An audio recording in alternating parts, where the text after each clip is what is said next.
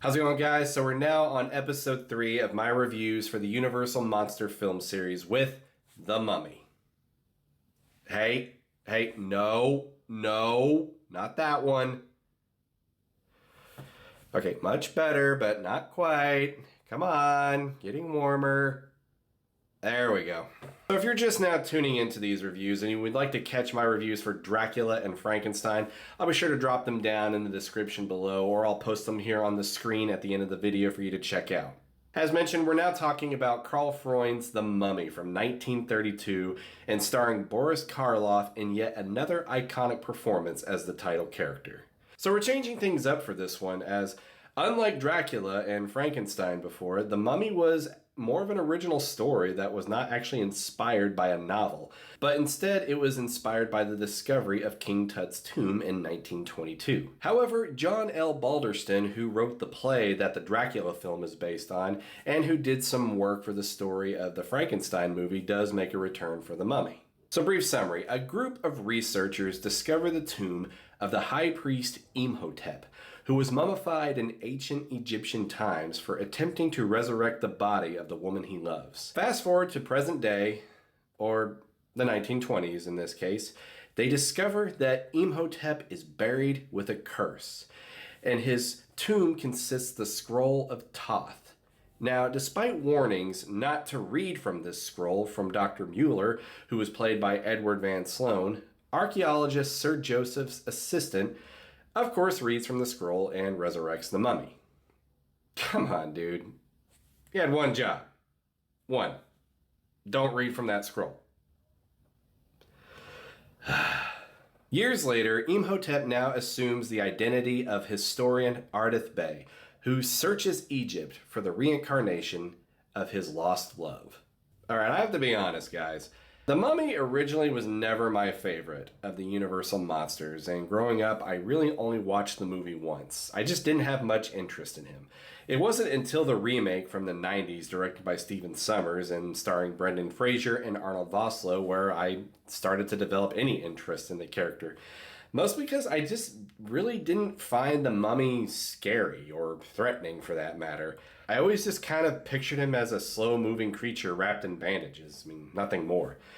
In all fairness, though, I did base most of that off how he was presented in the 80s classic, The Monster Squad. Now, Imhotep from the remake was a game changer because, I mean, he was able to create sandstorms and, drain your life force, basically disintegrating you. And even when I went to the Legends Collide house at Halloween Horror Nights a few years ago, while the design and the actors who played the Mummy did a good job, again, just wasn't fazed by him.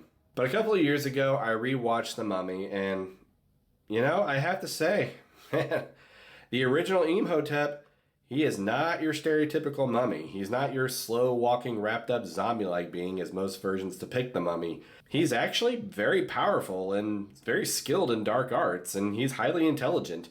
I mean, and not only that, he's able to spy on you from miles away, and not only that, he's also able to kill you from miles away. I mean, can't see Dracula doing that. Boris Karloff again delivers a great performance, and he really demonstrates that he has a great range with his acting ability.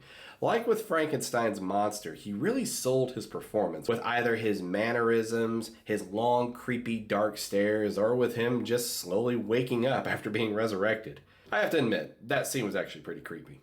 Speaking of the cast, this may just be me, but I actually really appreciate that the studio was recasting some of their actors to play other roles. In most cases, I think they do a great job at convincingly playing other characters despite being associated with another famous character, like with Edward Van Sloan playing Van Helsing in Dracula, or playing another scientist in Frankenstein and such. David Manners, who played John Harker in Dracula, also makes a return from this movie. And sadly, once again, he plays a character where his love interest is the target of the title character. First Dracula was after Mina, and now Imhotep was after Helen. Man, this guy could not catch a break. But it's not just the actors returning. Jack Pierce returns to do the makeup, and big shout out to him, because even though it was only shown for a few minutes, Karloff in his mummified makeup was pretty well done. And even his character design as Ardith Bey was good, and pretty creepy as well. Unlike Dracula and Frankenstein, The Mummy actually had a score, and it was done pretty well, so no complaints here. The only thing I didn't really care for is the use of the theme from Swan Lake in the opening credits. To me, it just didn't work for The Mummy as it did for Dracula. The cinematography is really well done, and I just love the scenery. And I also noticed that they were starting to branch out with more effects. Most notably with Imhotep's death scene, where you start to see his body decay before it cuts away, and then when it cuts back to him, it just shows his skeletal remains. That was more than what they showed for the first two films, and man, I love those effects. I know by today's standards, they're not, that great, but I love them. I love them. Now, my biggest overall negative for The Mummy was I just really wasn't a huge fan for the story as I was the first two. Now, it wasn't a bad story by any means, but I did think that it was a little slow. I thought the acting was fine. Karloff did great, of course. Now, going forward, you could probably expect some performances just to be over the top in these movies. So I won't really mention that as much anymore. Unless it's like dialed up to 11 with being over the top. I mean, me and my wife just watched The Invisible Man the other night, so yeah, trust me, there's gonna be some notes. Now, while The Mummy is a better film than I remember, and having more respect towards him as a character, unfortunately, so far, this is still one of my least favorite in the series so far. Again, it's not a bad movie by any means. The Mummy is just not my go-to movie when I want to watch the Universal Monsters series. But be sure to let me know your thoughts down below in the comments. Whether you liked it or disliked it, either way, drop your thoughts down below in the comments, and I'll be happy to check those out. And guys, be sure to catch my next review in this series, The Invisible Man. And my wife is actually planning to join me for that review, as that's her favorite of the Universal Monsters.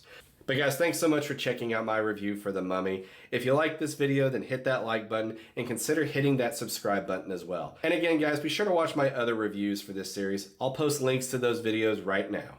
Have a great one.